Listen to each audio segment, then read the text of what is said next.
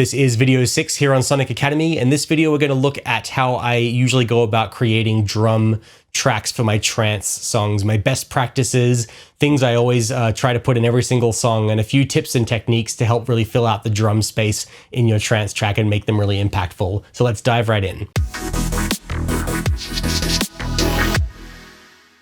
Hello friends, we are back with the next video exploring my best practices for programming drums for trance music. Now, in this day and age, I'm working on a lot of music, both for myself and for other people. I'm doing additional production. I'm doing, album tracks. I'm doing singles, and I really want to make, a lot of the processes in these jobs as quick and convenient as I can make them, so that I can get on with the music. So to that end, earlier in an earlier video, I discussed how we're using these sort of pre-selected sounds that we've gone shopping for and listened to in isolation and said, yes, I like these, and making them into kits. So I suggest the same thing for, all these different parts that you need. When it comes to approaching the drums for a track like this, the good news is that there's a kind of laundry list that you use again and again for every single track. And so the first thing I do when I'm sort of approaching the drum section is I kind of have a listen to where we're at without the drums right now.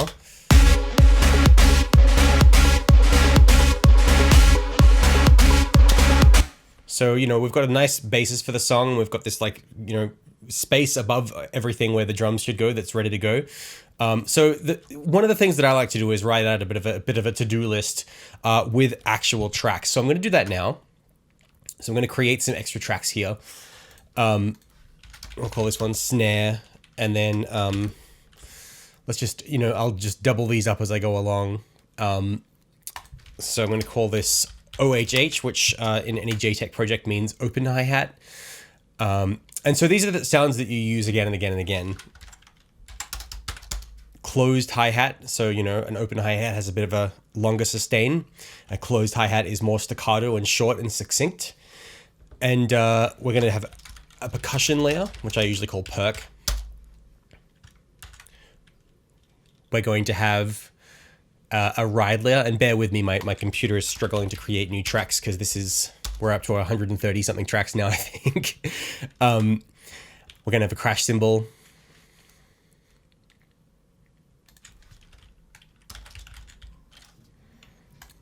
Let's see if it wants to cooperate with me there. Oops. Okay. And loop. And loop is an audio channel. And I'll explain that in just a mere moment. So, like I said, about once a year, I'm creating a new rack for each different kind of sound. And that's because you don't want to use the same sounds over and over again. But generally speaking, if you create a rack of your favorite sounds and there's something like 16 hits of sounds in there, that should keep you going for about a year's worth of music. You might use the same track, the same snare in 2 or 3 different tracks throughout the year, but nobody's going to be like, hey, you used the same snare in multiple tracks and that wasn't inventive and ingenious enough. So it doesn't matter too much. So, once again, because I've pre-selected these are all snares that I love. I'm obviously a fan of Kashmir's stuff here. I'm looking for something that's just going to magically gel with the track, and the key here is to be listening to the kick drum, because this snare is going to wrap around the kick drum. It shouldn't be so heavy that it pushes the kick drum out of the way in the listener's attention. It should be basically increasing the impact of the second and fourth kicks while still leaving the kick to do its thing in the center space. So I'm just going to dial in second and fourth. And I'm not being too precious about this. Is there some sonically perfect kick out there that is better than all of the other millions of kicks out there for this song? Yes, absolutely.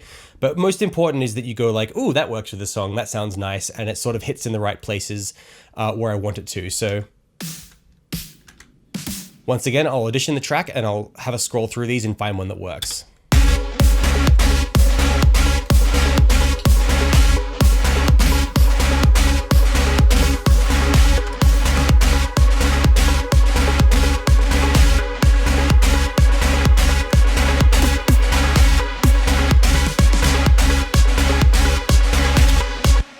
So that one's kind of fun. It's nice. It hits in the right places, but it's not really sounding super big in the sound space. So I might go back to some of these hard snares that I was looking at earlier.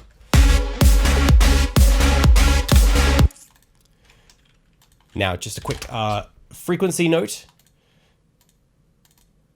Snares do have really two fundamental frequencies, and you know, a snare can hit really anywhere in the mix that you choose, and a snare can be made of any sound in the world that you choose. But ideally speaking, a snare will generally hit around 200 hertz and then somewhere up in the high treble frequency. So you can see there's a bit of a fundamental frequency there at 200, and then a lot of my tracks usually the treble fundamental is usually around 10K. So something to think about, and if you're tuning your drums, that obviously changes things. But the principle there is that 200 hertz is sort of, it's the hitting you in the gut frequency, which is generally what a snare should do. And volume, it should be second to the kick. It shouldn't be overpowering the kick. I'm going to do a quick open hi-hat here now.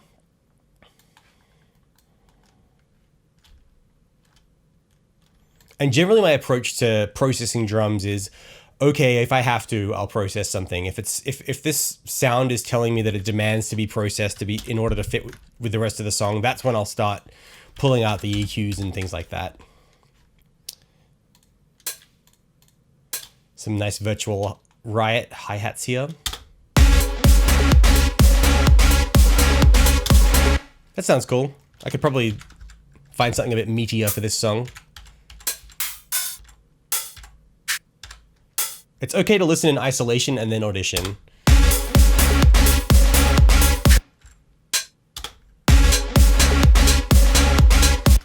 Don't be afraid to pitch the sound and play with the pitch of it until it feels like it sort of fits in with the rest of the pitch of the song. This feels like it could go up just a semitone.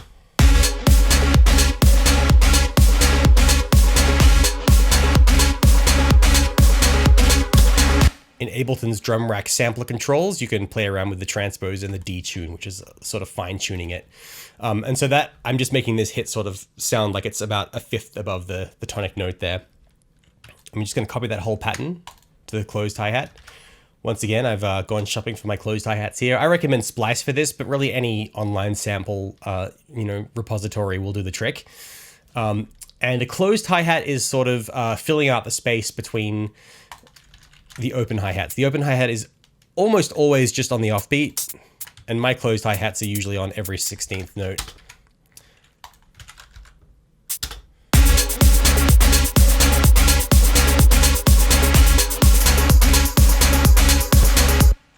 So what I'm usually looking for is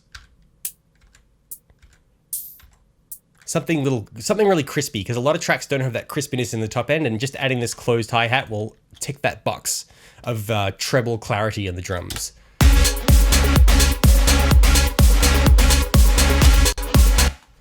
You can always put some side chaining effect on your 16th hats if you want to. In this case, I'll just slap an LFO tool on there, which is, one of the easier ways to side chain things.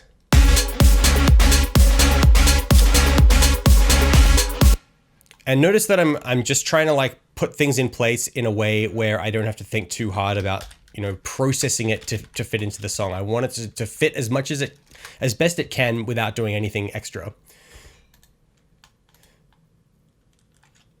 Percussion, I'm just going to throw a little percussion sample rack that I've got here. And percussion I think of as hand percussion, congas, bongos, cowbells, really anything that sort of falls into that wood blocks, percussive hits of things that aren't necessarily part of the drum kit.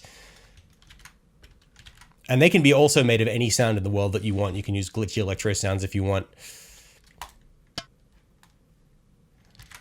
And I'm not going to be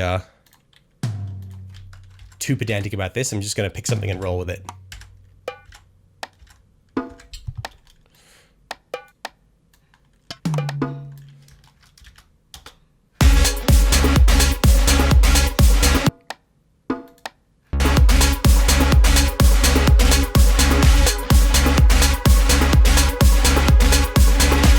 I'm shortening the length of this hit with a little fade in the sampler.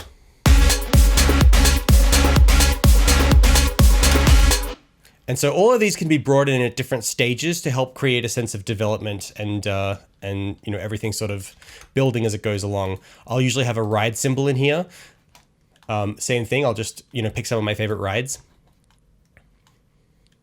And I hope you're getting a sense that this is coming together quite easily because of the fact that I'm using these pre-selected sounds, and I'm not sweating whether it's the perfect sound too much. The only thing that really matters is does it work? Does it hit in the place that you want it to? And is it, is it the sound that you need for this song?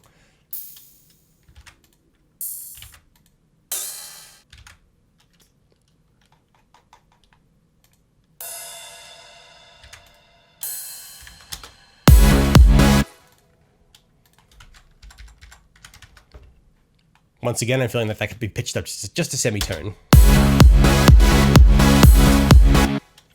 So this will be on every offbeat. A ride is a really long sort of open hi-hat type sound.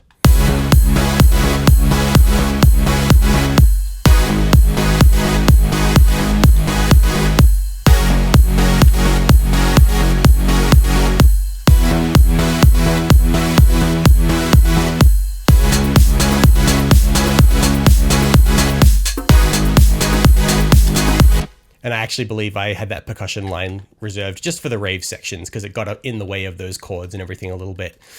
So that ride really sort of is announcing to the listener on every single beat that this is it. This is the focused sort of punchline of the song. You can also have it on the offbeat to sort of accentuate that open hi-hat feeling. Crash cymbal, I would do in exactly the same way as these rides, so I'm actually not going to worry about that today. But you get the idea, pick your favorite crash, throw it in there. Always important. And then lastly, I'm going to just copy this from the original project. I always have some drum loops from the real world. And once again, the idea behind that is that, you want to introduce some elements that aren't made by you and are made by someone else in the real world, because it just helps sort of like solidify the overall convincing feeling of your sound space. And it often fills in some blanks in the sound space that you might not have been able to fill, programming the drums yourself. So let's have a listen to that.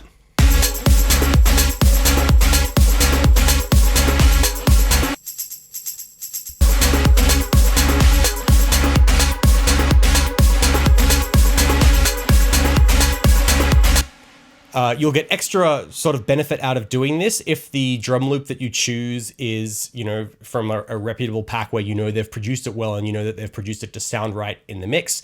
Also, if it's made from a real sound, that's going to help a lot. A real world drum sound recorded through a microphone is always going to sort of hit in a different sort of way in the sound stage to something that's synthesized. So in the next section, we're going to look at combining a bunch of different lead sounds to create a lead stack. So stay tuned for that.